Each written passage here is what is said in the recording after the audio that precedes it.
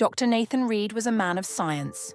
A celebrated astronomer at the pinnacle of his career, he had dedicated decades to studying the mysteries of the cosmos, the stars, the galaxies, the very fabric of space-time.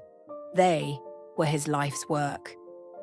While Nathan often marveled at the universe's complexity, he had always dismissed religion and spirituality as constructs of human imagination, born out of fear of the unknown. Yet, deep within, there were questions science could never answer. Why does the universe exist? What is the purpose of life? And what lies beyond death? The incident one chilly evening, Nathan found himself lecturing at a prestigious university in New York City.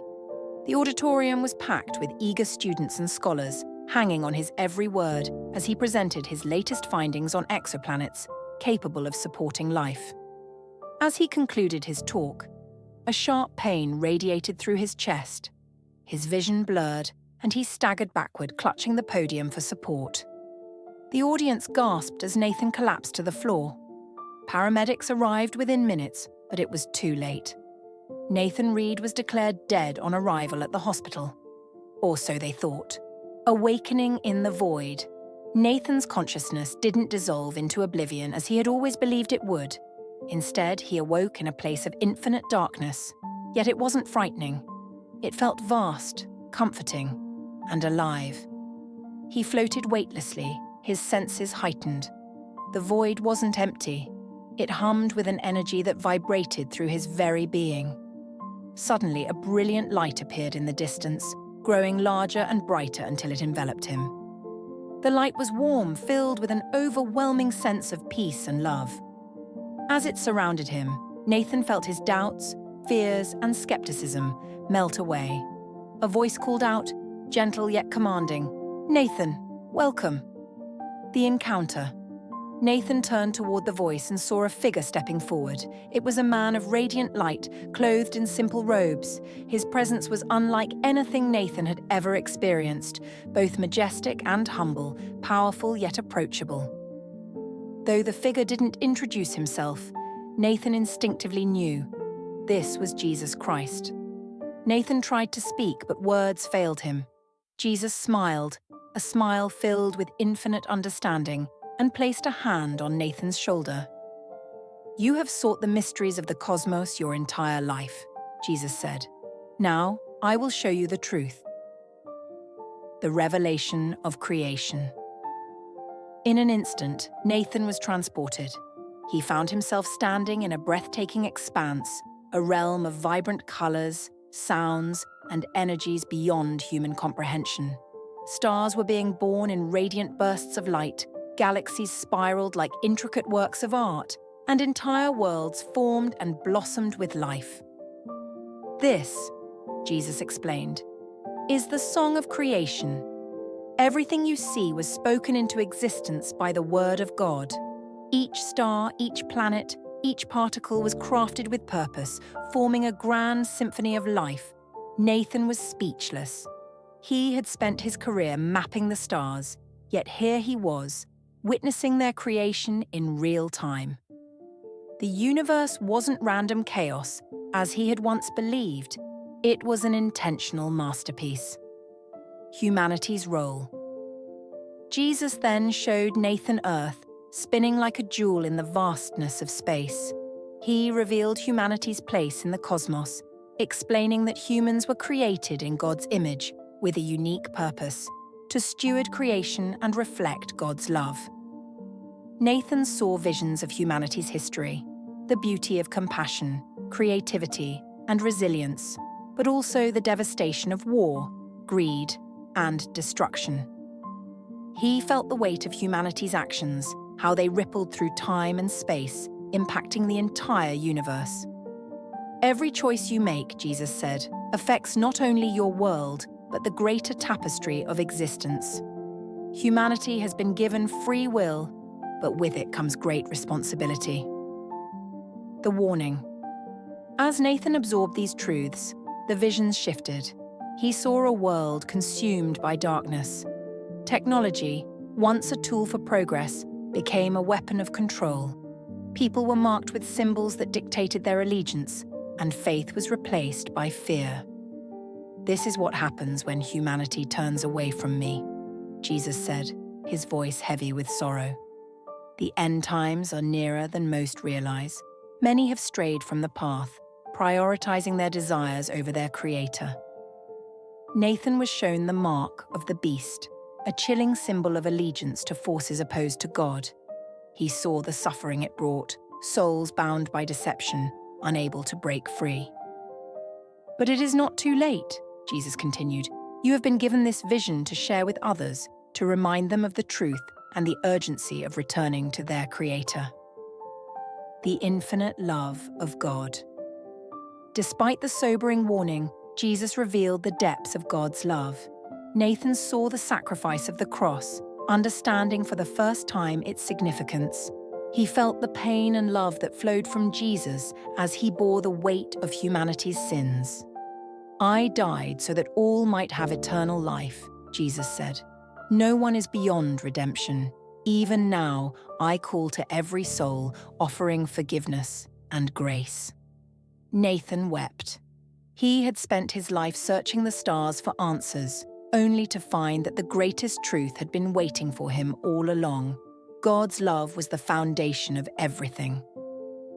The return, Jesus placed his hand on Nathan's head and said, "Your time here is not yet over. Go back and tell others what you have seen. Share the truth, for the days are short." With those words, Nathan felt himself being pulled back through the light, through the void, and into his body. He awoke in the hospital surrounded by doctors and nurses who marveled at his miraculous recovery. A changed man. Nathan was never the same after his experience. He left his career in astronomy to dedicate his life to sharing the truths he had learned. He spoke at churches, schools, and conferences, blending his scientific knowledge with his newfound faith. He explained how science and spirituality were not at odds, but were both reflections of God's glory. Though many doubted his story, Nathan's sincerity and passion touched countless lives. He warned of the dangers of ignoring God's call and urged people to seek a relationship with their Creator before it was too late. Conclusion. Dr. Nathan Reed's near-death experience was a revelation that bridged the gap between science and faith. He had spent his life studying the stars, only to discover that their true purpose was to point back to their Creator. His story became a beacon of hope and a call to action, reminding humanity of the urgency of turning back to God before the final chapter of creation unfolds. This story is designed to resonate with those seeking answers about creation, the afterlife, and humanity's purpose, aligning with themes of divine revelation and end-time warnings. Let me know if you'd like any adjustments or additions. Dr. Abigail Parker was a name synonymous with excellence in the field of surgery.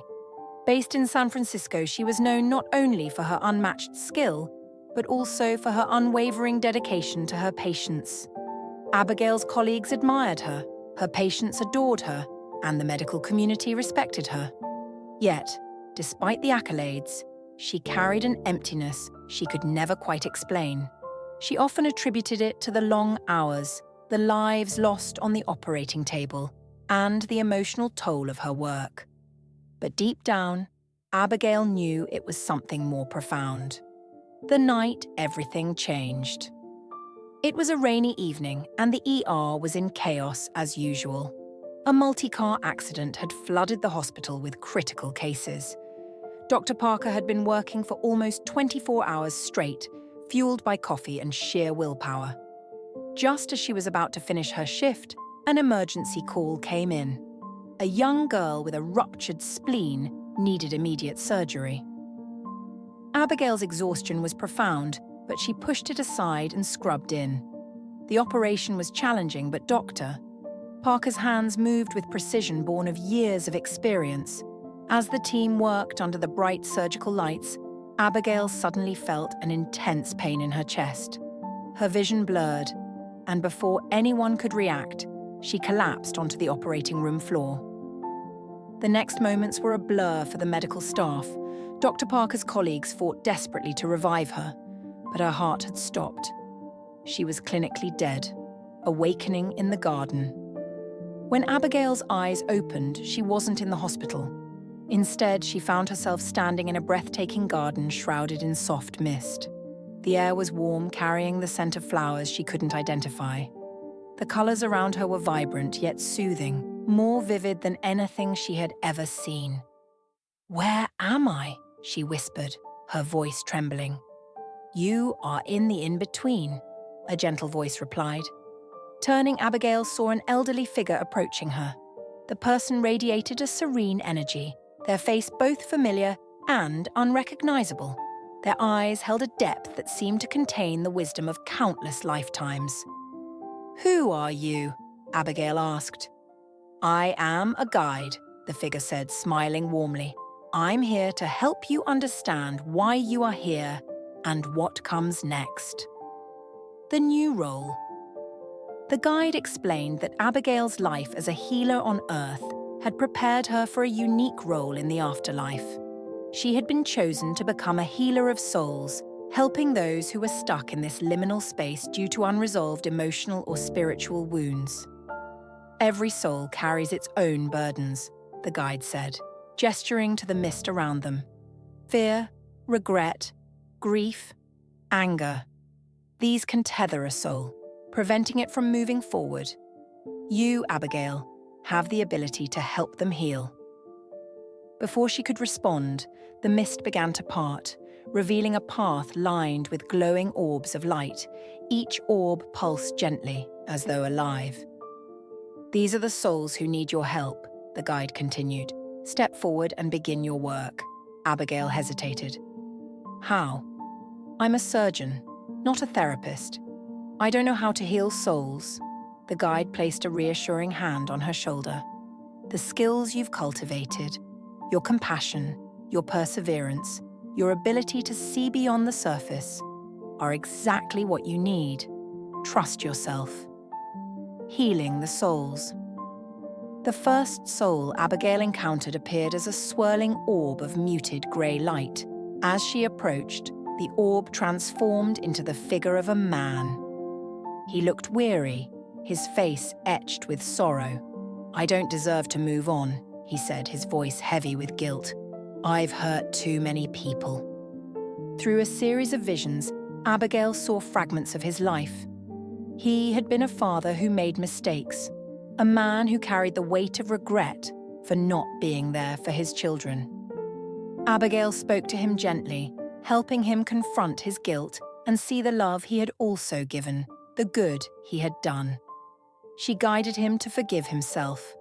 As the man's pain lifted, his form began to glow brighter until he dissolved into a beam of light, ascending beyond the garden. With each soul Abigail encountered, she faced new challenges.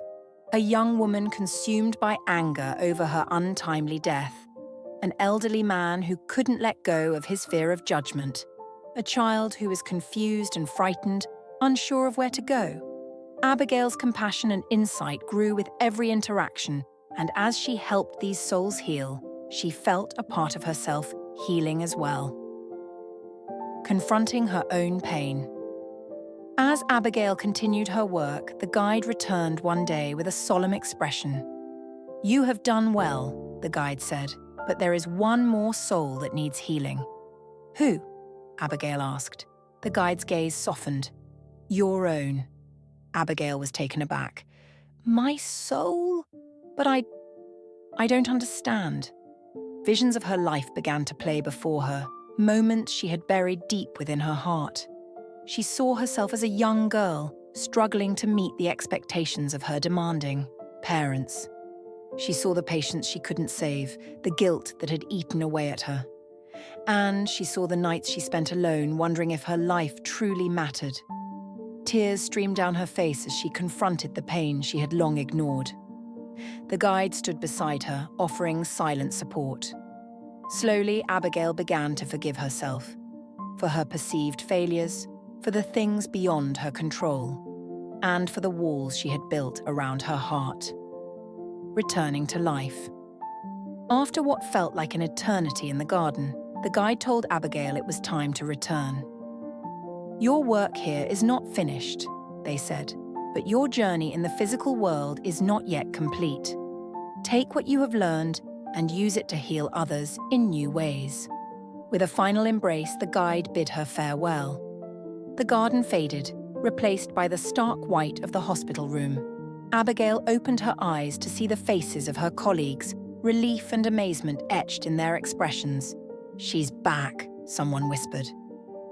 A new mission. Abigail's recovery was slow but steady. She knew she couldn't return to the operating room, but her purpose had shifted. She began studying counseling and spirituality, eventually becoming a holistic healer.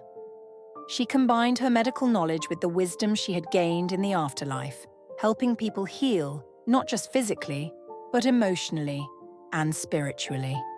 Her journey became an inspiration to others. Through seminars, books, and one-on-one sessions, Abigail shared her story and the lessons she had learned. She taught people the importance of forgiveness, the power of compassion, and the interconnectedness of all souls. Conclusion. Dr. Abigail Parker's journey to the afterlife and back was more than a near-death experience, it was a transformation. She discovered that healing transcends the physical body, encompassing the mind and spirit. Her story became a beacon of hope, reminding humanity that even in death, there is purpose, and in life, there is always an opportunity to heal and grow.